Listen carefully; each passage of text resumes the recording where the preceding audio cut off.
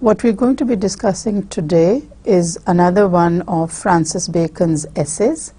This one is titled Of Studies. Now, this is not to scare all of you students out there. This is just to let you know what Bacon thinks of studies. And of course, we're going to be discussing a lot of things related with studies, like books, etc. But before we go on with today's essay, let me first recap something of Bacon's style. As I've told you in the previous lectures also, Francis Bacon specialized in a style that was concise and pithy. So what you find in Bacon is not as many words maybe, but a lot of meaning, a lot of sense. He has different ways of conveying it. And what he's renowned for, most of all, is the terseness of his language. He doesn't use very long-winded sentences. He uses short sentences and sentences that convey a whole sea of meaning. And this you will have perceived in the previous essays, as well as in the essay that we are going to be doing today, and that is titled Of Studies. Now, the first point that Bacon presents is studies serve for delight, for ornament, and for ability. Now, he's giving you three areas: delight, ornament, and ability. And as soon as he has given this very important statement, he qualifies it and he gives a little detail about what exactly he means by delight, ornament, and ability. He goes on to say that the chief use for delight is in privateness and retiring. Now, if you remember from what I have said earlier, the way in which Bacon uses words may perhaps sound strange to you, because his use of the language is not the same language that is being used in contemporary writing or contemporary teaching. But when you get to read his essays, you realize how appropriate these words are. So as far as language use is concerned, Bacon is right at the top of all essayists. So coming back to Of Studies, he says the chief use of studies is for delight. That is, some form of entertainment, some way in which studies can contribute positively to our life. And one of the aspects that he mentions here is in privateness and retiring. Whatever you read, whatever you're studying, it is for yourself, for your private pleasure. And there is a lot of pleasure that is derived from private reading. And when I say private reading, what I am saying is reading that is done silently and for private pleasure, for the pleasure of the self. For ornament is in discourse. So as far as studies for ornament is concerned, the purpose is to beautify, to add to the apparent beauty of the language, and this is in the way that it is presented. This is in discourse. So whether you're talking about discourse in writing or discourse as used in speech, the objective is the same. It is in the way that the material is presented that you consider it an ornament. And for ability is in the judgment and disposition of business. So it depends on how you use whatever material you are studying, whatever material you are perusing, reading. The only way in which you can judge whether it is of use or not is by actually putting it to use. As he says, the disposition of business, the way in which you carry out your day-to-day affairs. So whatever you're studying is definitely going to be helpful for you when you conduct routine matters, when you conduct business matters. So you see how differently Bacon takes up this topic of studies, and the way in which he presents first an exposition of the subject. And if you go back to the very first lecture in which I discussed the different types of essays, you will remember that the expository essay is one of the most important and one of the basic types of essays. So what Bacon is using here is exposition, the technique in which he exposes a subject, defines it in great detail, and then he presents arguments for and against. So this is the same technique that he is using in the essay that is titled Of Studies. For expert men can execute and perhaps judge of particulars one by one, but the general counsels and the plots and marshalling of affairs come best from those that are learned. Now, what he is doing here is making two categories. One category is that of experts, and the other category is that of general counsels. Experts would be your subject specialists. General counsels would be those who can advise you on all routine matters of life. Here, the category that he is going to focus on is the general counsels, because experts are experts. They have command over the subject, and therefore they can give you excellent advice. But that's not the category of people that we're going to be discussing, or the category of people that Bacon is going to stress upon. The one that he is going to stress upon is the category in which you have general counsels, people who can advise you on all routine matters, even those in which they don't have expertise. Okay? So what he says is that for people who advise you on all kinds of matters, it is best to study for every subject. So if you take the example of a teacher, you could say that a teacher can teach many different subjects. And then you have an expert, a teacher who specializes in one subject, could be literature, could be linguistics, could be a subject other than English. But when you have an expert, that person is going to focus on one particular area. And yet you have teachers who could be, let's say, English teachers in a school, English teachers in a college, and maybe they're teaching subjects other than English, or maybe they're doing English literature and they're doing English language, and they're also teaching basic linguistics.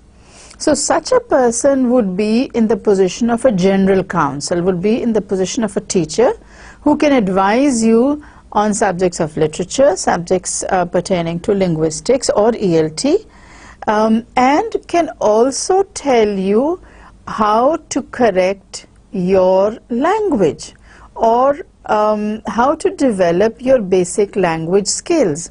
So such a person would be a general counsel. Now coming back to Bacon's essay, he says that those who are general counsels, they must prepare, they must study if they are to advise you on matters pertaining to different aspects of life. And then he gives you a very different idea. To spend too much time in studies is sloth. To use them too much for ornament is affectation. To make judgment wholly by their rules is the humor of a scholar. Now again he gives you three things. Sloth, ornament, and the humor of a scholar. So if you spend too much time, it shows that you are lazy, you're slothful, and you do not really apply yourself to the subject that is to be studied.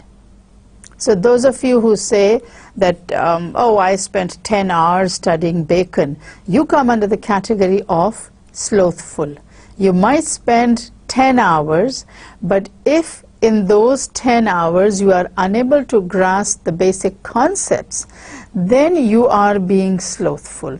So maybe if you spend 1 hour but you focus on what you are trying to achieve, that is going to be of more benefit to you than spending 10 hours and not being able to grasp the basic concepts. All right? So if you spend too much time, you're being slothful. So don't try to convince your parents that you are the best of students because you spend 10 hours studying English literature. You need to spend quality time. So if you are focused and if you're concentrating and if you are taking in whatever you're reading, then you do not have to spend hours studying. Then a short span of time spent with concentration is going to be more beneficial than hours in which you are unable to grasp anything. So that's one aspect. The second aspect is when you use your studies to show off, as he says, for ornament, it's affectation. Now this point I would like to address particularly to students who are very fond of using big words. Instead of saying school or college or university, they'll say my alma mater. Now the common person, the layman, will not understand what you mean by alma mater.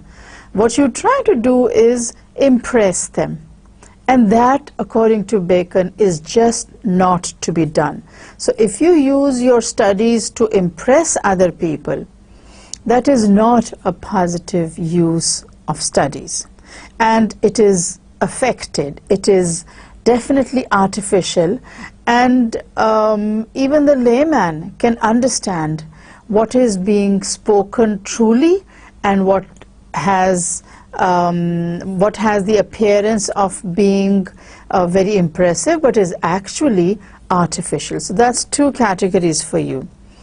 The third is to make judgment wholly by their rules, to use whatever you have studied and to make judgments on the basis of that. Now this, he says, is the choice only of a scholar.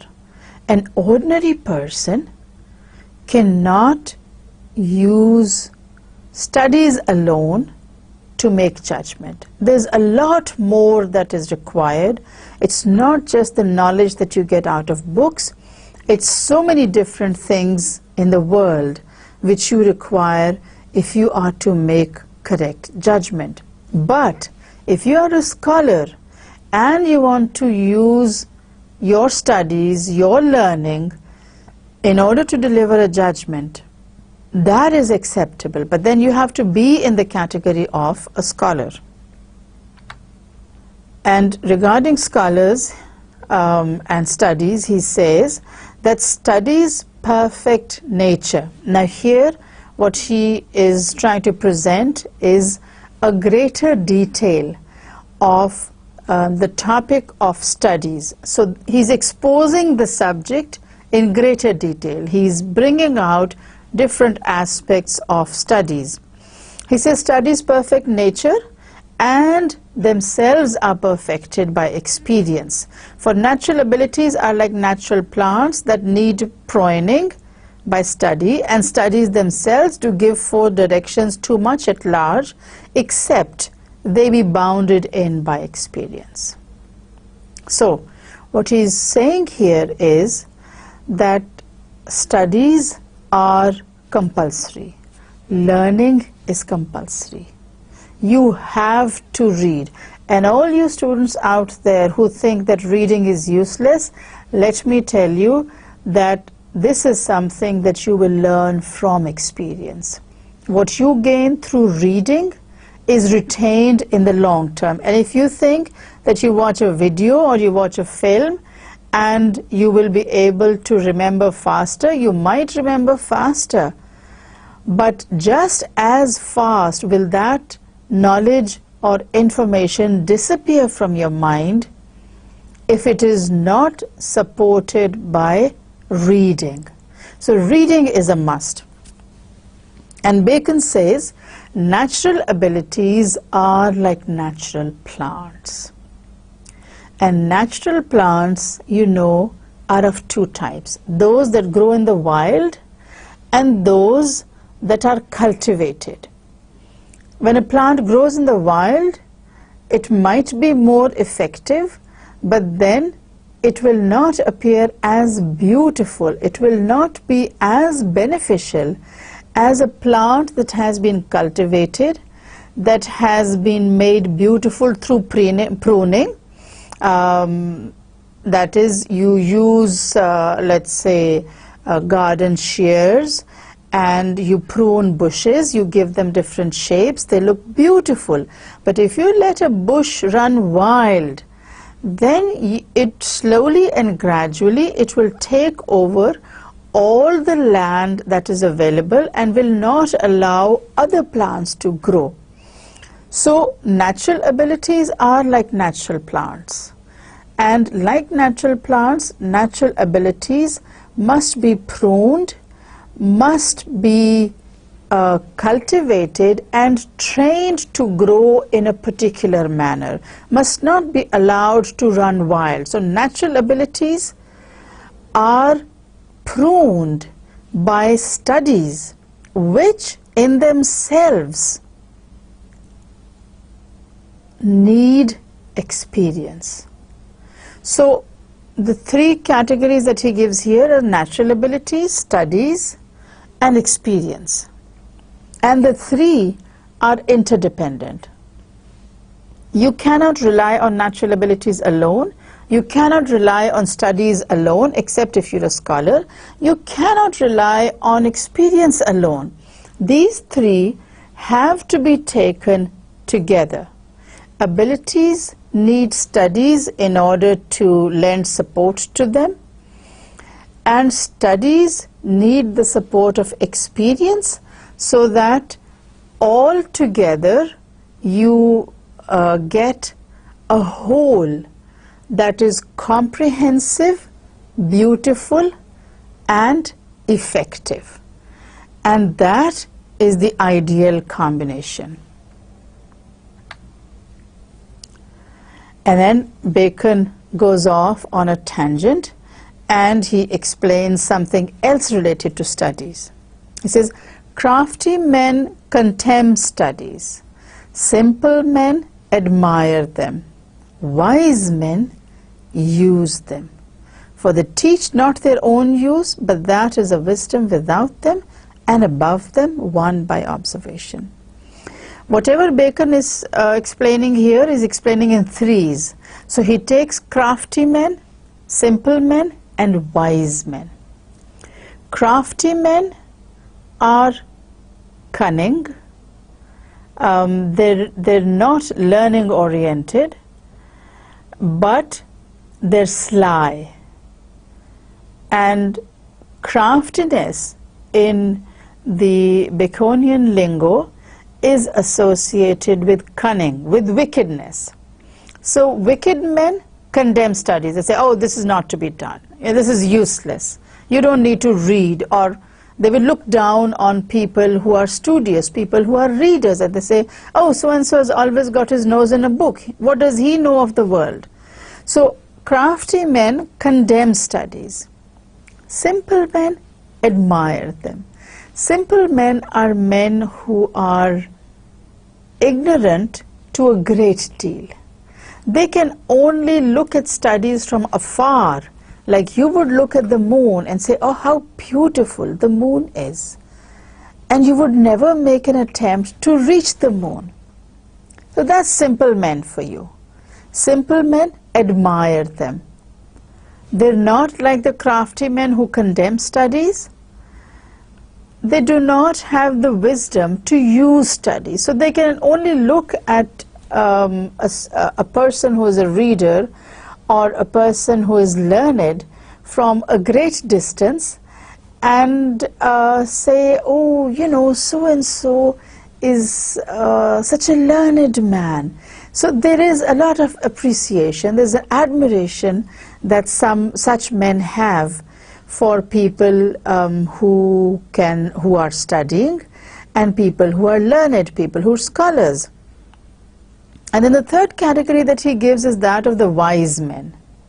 And these are the men who will use their studies.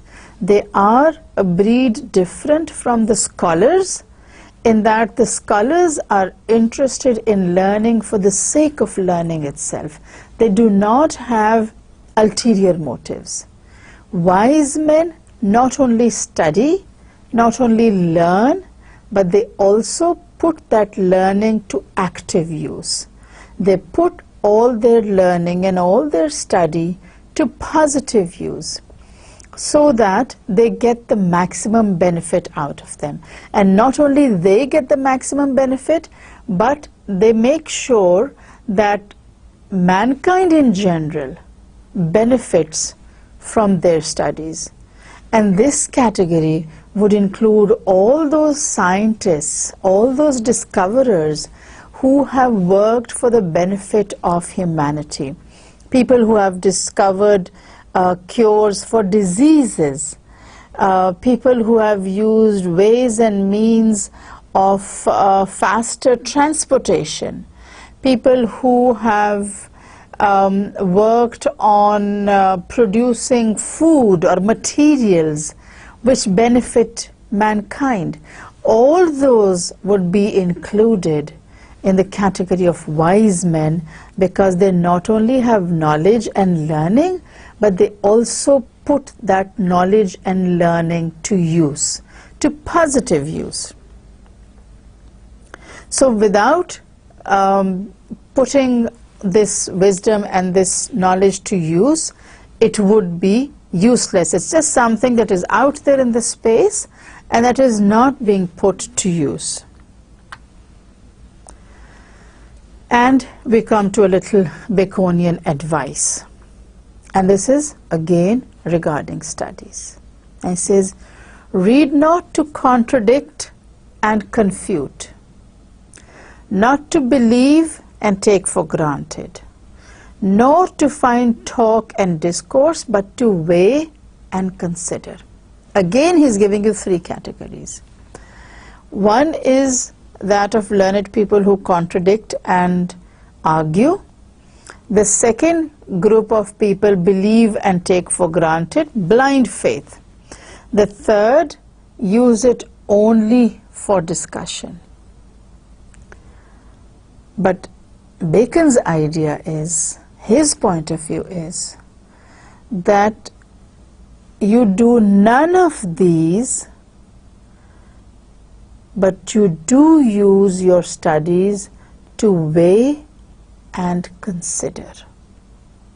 Whatever you learn from books, do not use it to show off, do not use it to contradict people for the sake of contradiction.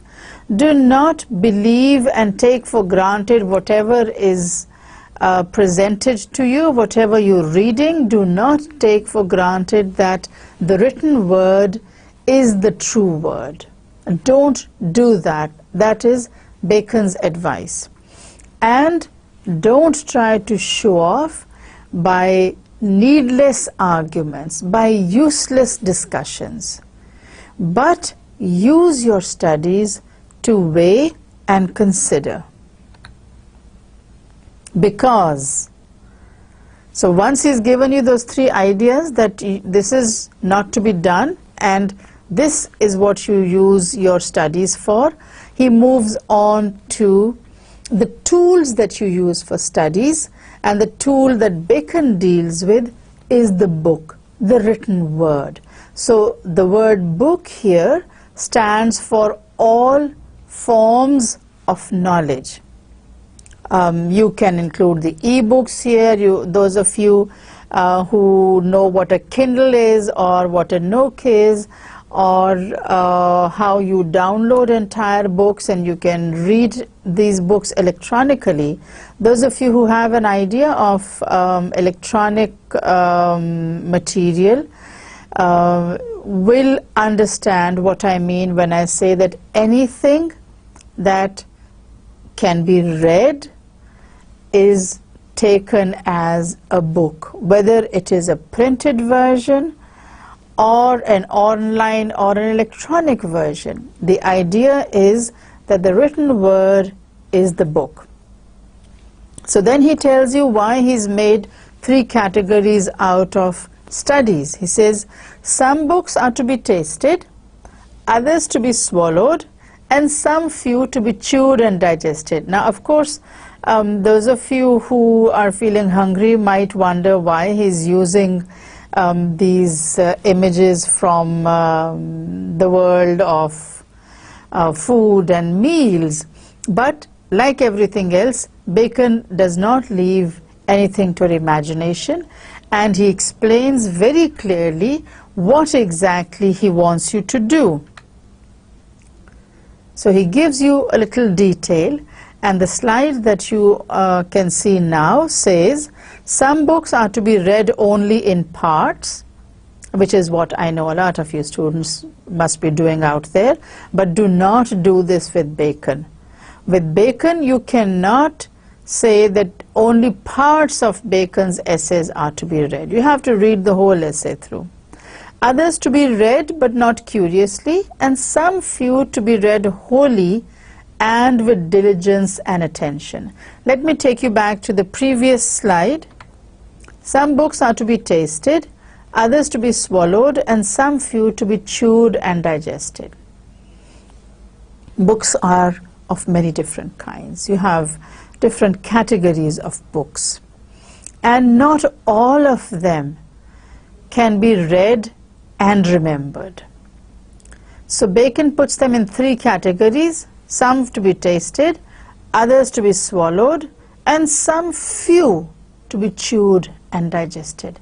So the majority of books, the majority of reading material falls into these two basic categories: those that are to be tasted and those that are to be swallowed. And you have a very small number of books that must be chewed and digested. So some books are important only in some areas, and so you read those areas. So some are to be read. Give everything a cursory reading, select the areas which are of special interest, and read those areas thoroughly. The second category is that of books that are to be swallowed. Read them once, forget about them. You have swallowed the entire book. You need that maybe as background information, but you do not need to see certain portions that might be important, because such a book will not have sections that are of particular importance to you. And that brings us to the third category, in which you have very, very few books. And regarding this third category, Francis Bacon says these books are to be read wholly and with diligence and attention. So that's not the kind of book that you're going to read once and forget about. This is the kind of book that you are going to read, masticate, that is chew, enjoy while you're chewing it, and give it proper attention. And that's the, now since he has brought in the concept of food, Let me take this in greater detail. The analogy that he has given you says that some books are to be tasted, some are to be swallowed, and what was the third category? Some few to be chewed and digested. The last category of food is the kind of food that while you are chewing, you enjoy the flavor, you enjoy the smell, you enjoy the sight of that food, and you enjoy the taste. The first two categories, you're only tasting or you're swallowing. You're not paying any attention to the taste. But the third category of books is definitely the category which is going to be chewed and digested, stored in the long-term memory. So when something is chewed and digested, it becomes a part of your system. It becomes a part of your bloodstream. It becomes a part of your muscles, your bones. So these few books you must read thoroughly, and you must make sure that the ideas are firmly ingrained in your mind. So the last category of books must be read wholly with diligence and attention. And then he gives a further detail of this definition, and he says some books also may be read by deputy. You know, you could give it to somebody else and say, all right, read this book, make a summary and submit the summary to me. But this is only true of less important arguments. If there is something that's really important that is being conveyed, or if you want to understand something really significant, then you must read it yourself. Then you cannot give it to a junior, an underling, and say, all right, you do it for me, make the notes, and I'll deal with the notes. You can't do that with all those books. And the meaner sort of books, so this would be the less important books. Otherwise, distilled books are like common distilled waters, flashy things. So sparkly, you know, they look very nice, but that's about it. So summaries or extracts or notes are only made for books of a material that is not of primary importance. And the reason: reading maketh a full man, conference a ready man, and writing an exact man. Now, this is one of those very frequently quoted statements of Francis Bacon. And if you remember from what I told you in the previous lectures, Francis Bacon is perhaps the one man who is most quoted, not only in the world of literature, but in the world of learning in general. And this is one of those quotes that is right up on the top of the list of very frequently quoted statements. Reading maketh a full man, conference a ready man, and writing an exact man. So when you read, you become whole. There is nothing missing from your personality. When you discuss, you become smart, you're intelligent, you know what the question is, and you definitely know what the answer is going to be. And writing is what makes an exact man. Accuracy is what you develop when you write something down. When you read, you have a lot of material. When you discuss it, you get more points. You get different people's ideas. It is when you write things down that you realize the importance of certain ideas and the relative insignificance of other ideas. So reading makes a full man, conference a ready man, and writing an exact man. All right? And therefore, if a man write little, he had need have a great memory. If he confer little, he had need have a present wit. And if he read little, he had need have much cunning to seem to know that he doth not. Again, ideas abound in Francis Bacon's essays. He has so many different angles from which he looks at the same thing that you sometimes wonder how he comes out with these ideas. So after discussing that those who read are complete, are whole, those who discuss are smart and intelligent, and those who write are very accurate and very exact, he goes on and he tells you why it is important for you to write things down. Now, you are students and you are told very frequently by your teachers that you need to write things down. If you want to remember something, write it down. And let me here emphasize this point. If you write a point down, you will remember it for a longer period of time than if you just read something. So studies are not just about reading, they are about reading, speaking and writing, and how you can use these three skills together to achieve a homogeneous whole that is your personality. So for people who don't write much, you need to have a very good memory. All right? Now, students, you need to remember this point. If you write things down, you will remember for a longer period of time.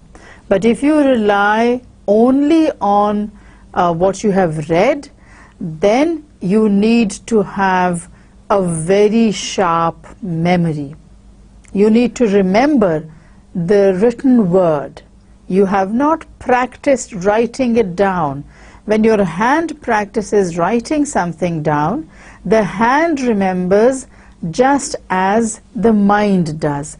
And when you want to recall something, the hand and the mind work together with the eye, and they bring back to your memory what you might have forgotten for the time being.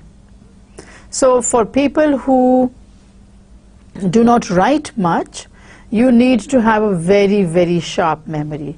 For those who don't discuss much, Bacon says, you must have a present wit. You must be sharp. You must have a very quick repartee.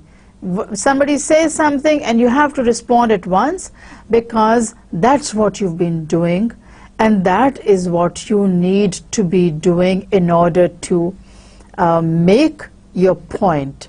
So those who discuss little, they need to be very sharp-minded. They need to have all their concentration on what is being said, because they do not have that experience in discussion. So they need to be present mentally when something is being suggested. And those who don't read much, they need a lot of cunning. Now here Bacon makes a point that some of you might be familiar with. He says, if you do not read much, you need to be very cunning, because then you need to impress people in spite of the fact that you do not know anything about a subject. You may not know anything about a topic, but you still need to speak on it, you still need to write on it, and therefore, because you have not read much on it, you have to use your brains and come up with ideas that you may not have read about. So you need what are known as the street smarts. You need a ready wit, because you still have to impress people, you still have to converse with people and impress them. If you do not do that, you are considered a failure as a human being. So anyone who is not reading, remember, you will have to have a very present mind. You need to have very sharp faculties if you are going to survive in this world. And then he exposes the topic a little more, and he comes into histories. And Bacon says, histories make men wise, poets witty, the mathematics subtle, natural philosophy deep, moral grave, logic and rhetoric able to contend. And then he goes into a Latin phrase, but we'll go into that later.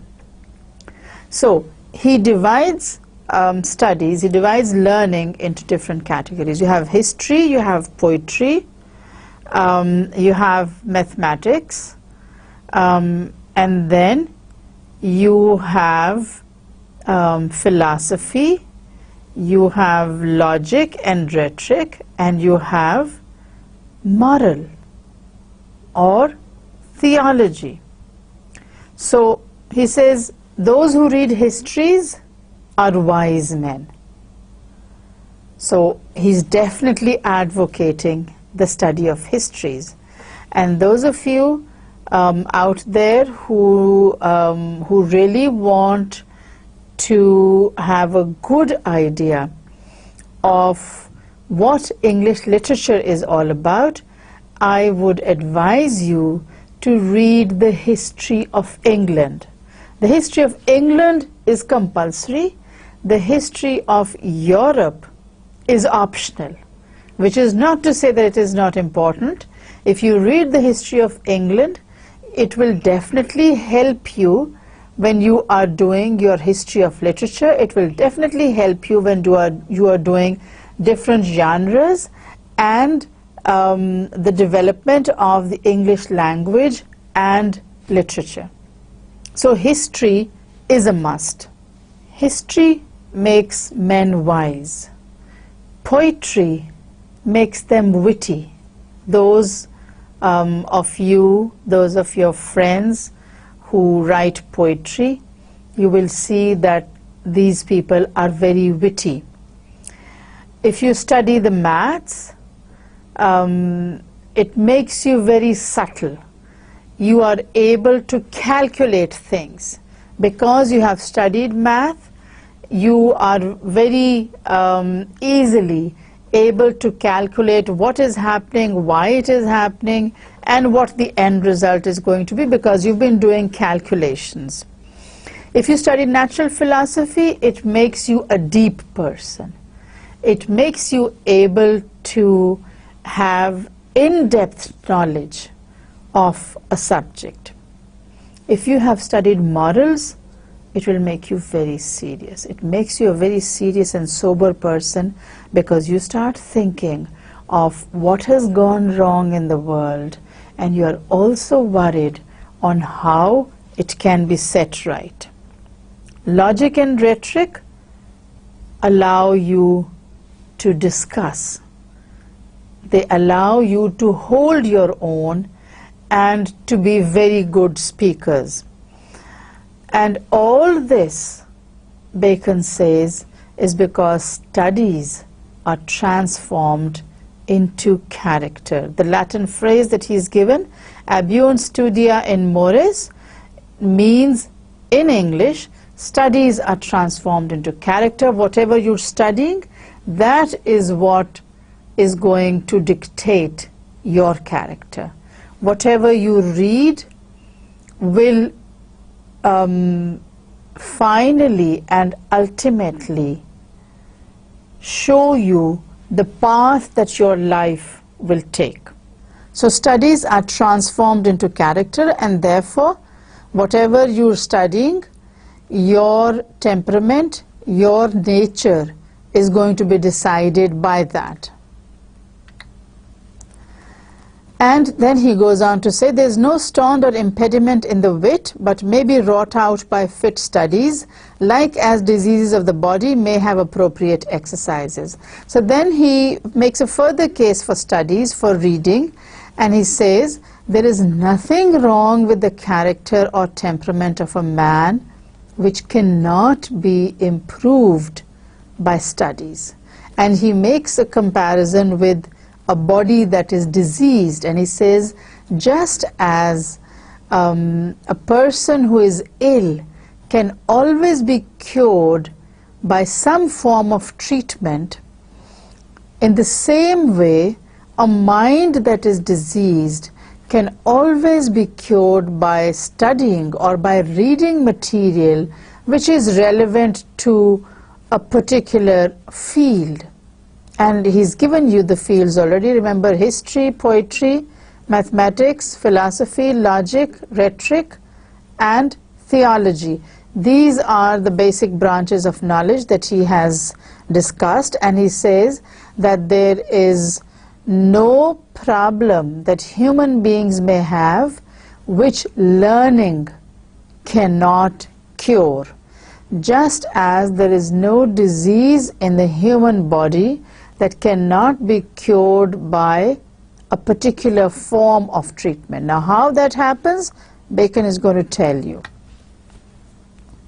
So he says, bowling is good for the stone and reins, shooting for the lungs and breast, gentle walking for the stomach, riding for the head, and the like. And there are so many other problems that human beings might have, and there are so many different kinds of exercises that you can do in order to cure these different problems or different ills of the human body.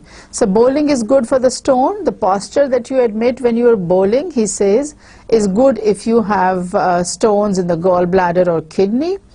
Shooting is good for the lungs, because when you shoot, you fill your lungs with air and then you exhale. So your lungs are exercised when you are shooting with a bow and arrow, and you know it takes a lot of strength to shoot an arrow from a bow. Gentle walking, everybody is recommended gentle walking because they say that it's good for your general well-being, and it is particularly good for the stomach. So those of you who have digestion problems, Francis Bacon's advice is walk. Riding is good for the head. That motion is, according to Bacon, is good for keeping a clear brain. It's also good because when you're riding, you're out in the countryside, and it's not just the exercise that you get, it's the fresh air that you breathe, which is good and which clears the head of all its cobwebs, and which also gives you good ideas. All right? So if a man's wit be wandering, let him study the mathematics, for in demonstrations, if his wit be called away, never so little, he must begin again. So those of you who have problem remembering things, you have to do mathematical problems, because when you're calculating, Bacon says that that is very good exercise for you. If his wit be not apt to distinguish or find differences, let him study the schoolmen, for they are splitters of hairs. Now here he's speaking not very positively of educators, and he says if you can't find a difference between two objects or two events or two situations, then you need to study the educators, the schoolmen, because educators, and here you can see Francis Bacon getting a gentle dig at teachers in general when he says that teachers split hairs. So if you have someone who is, let's say, pronouncing the word as the British pronounce it, the teacher might say, oh, that's wrong pronunciation. This is how it is pronounced in contemporary English, and that might be an American pronunciation, which does not mean that standard English pronunciation is wrong. But if you have a teacher who likes to split hairs or who likes to disagree with everything that students say, then you have the kind of person who will give you reasons for everything, reasons for disagreement, reasons for something that you would not think has any reason. So he says that if you are unable to find differences, study a teacher's words. Study the way a teacher behaves. Study what a teacher has written. So not a very positive viewpoint of us teachers, but that is how Bacon deals with this subject. So if he be not apt to beat over matters and to call up one thing to prove and illustrate another, let him study the lawyer's cases. So if you have a person who doesn't really have any experience in argument or in presenting both sides of a situation, that kind of a person must read law cases, because law cases provide both sides of the argument, and law cases are very good practice if you want to have the argument for law cases, therefore, are very good practice if you want to debate a subject, if you want to present both sides of the argument. So Bacon advocates reading up lawyers' cases for people who are unable to give arguments in favor and against a situation. So every defect of the mind may have a special receipt. So every problem has a solution. According to Bacon, there is nothing that does not have a solution. Now, before we wind up, let us quickly go through the different aspects of studies that we have covered today. If you remember, from what I showed you in the first slide, Bacon discusses the subject of studies very thoroughly, and then he goes on to discuss different types of studies. He takes you on to books, he discusses the different kinds of books, and then he discusses how reading makes a full man, conference makes a ready man, and writing is compulsory if you want to be accurate and exact. So all these aspects Bacon discusses, because this is basically an expository essay, and in an expository essay you have to deal with all possible aspects of a case. So when he takes up the case of studies, he brings reading into it, he brings books into it, and he discusses the different types of books, and he also tells you that there are some books that are only to be tasted, others that are to be swallowed whole, that is, they're not important enough to be enjoyed, but you must use them for reference, for background material. And then there are very few books that need to be chewed and digested. So those of you who are fond of reading will be familiar with this kind of a situation. Sometimes you pick up a book and you say, oh, it looks interesting, I need to know what the ending is. And so you quickly thumb through the pages, you go to the ending and you say, oh, so that was it, finished. That's a book over and done with. And then you have a book which you think is compulsory for you to read because the teacher has recommended it, because it is background reading. And for those who are really interested in studying literature, I would strongly advise a good history of England or history of Europe, And that's the kind of book that you can say is to be swallowed, because that's background information. It's reference material that will provide you with the political scenario, that will give you the overall scene in which writers were creating literature at different points in England. So you will have a very good idea of the historical, political, religious, financial and economic situation when you read the history of England. So he goes on from books to different types of studies, and then he says that there are different branches of knowledge, and Bacon also gives you with the different branches of knowledge the different types of minds that you will be able to develop if you are keenly studying one particular aspect or one particular branch of knowledge. And he divides knowledge into different categories. He gives you history, he gives you philosophy, he gives you poetry, mathematics, rhetoric, theology, all these branches of knowledge which were prevalent or which were given importance in his times. Bacon deals with them one by one, and he tells you what kind of a mind you need in order to study this particular branch of knowledge, and how your mind will develop when you study one particular branch of knowledge.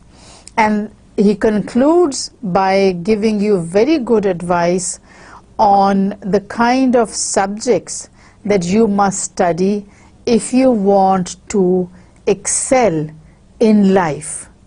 And he's talking about life in general, but he also speaks of particular types of life or particular instances in your life when you can use your knowledge of a subject to maximum effect.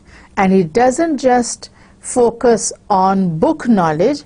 He says books are a good way of making a personality into a complete whole. And he gives you examples, and then he goes on to say that books are not the only thing. He first gives an example of how natural ability is like a natural plant, and then he discusses this further and says that it's not only books that you need, you also need experience. So you have a complete whole that is developed from your natural abilities, and which is further assisted by your study of a subject, which gives you knowledge in that subject, plus experience. So natural ability, knowledge, and experience. These three will make a whole personality, will make a very rounded human being. They will help to develop into the best possible personality. And I'm sure you will appreciate the excellent advice that Bacon has given all of us in this essay of studies. You are students, I am a teacher. Both of us realize the importance of studies. If we did not realize the importance of studies, neither would I be sitting here delivering this lecture, nor would you be sitting there following this lecture online.